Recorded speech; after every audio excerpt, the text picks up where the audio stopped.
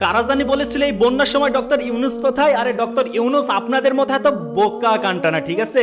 সে এই বন্যার সময় নিজের ছবি ভিডিও ফেসবুকে আপলোড করেনি, কিংবা হেলিকপ্টার করে বন্যা দুর্গত এলাকার মানুষদের দেখতেও যায়নি, এমনকি তার টিস্যু বা রুমাল দিয়ে চোখের পানি মুছে অভিনয় করেনি। সে কি করেছে? 44টা এনজিওর সাথে বৈঠক করে এই বন্যা দুর্গত এলাকার মানুষদের জন্য 1000 কোটি টাকা বাজেট করেছে। কিন্তু আপনার জননীর আমলে যখন বন্যা হয়েছে তখন তিনি হেলিকপ্টার করে সেগুলো দেখে বেরিয়েছে এবং টিস্যু এবং রুমাল দিয়ে চোখের পানি মুছে অভিনয় করতে করতে তিনি বড় অভিনেতা হয়ে গিয়েছিল। কিন্তু জ্ঞানী মানুষের পরিচয় এইবার আপনারা পেলেন। জ্ঞানী মানুষ কখনো ফটফট ফটফট করে সবার সামনেও আসবে না, নিজের ছবি ভিডিও প্রকাশ করে নিজে ভাইরাল হবে না, তিনি ব্রেনে কাজ করবেন।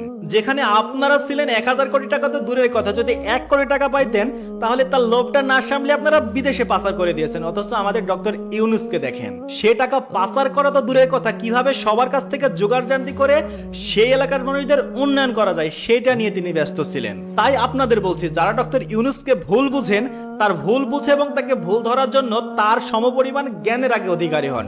যদিও তার সমপরিমাণ জ্ঞানের অধিকারী হতে পারবেন না, বাট তার কাজ এবং তার কর্ম এবং তার কথা যে কোন যুক্তিতে বলছে অন্তত সেইটা বোঝার যোগ্যতা অর্জন করেন, তারপরে এসেন ডক্টর ইউনুসের ভুল ধরতে।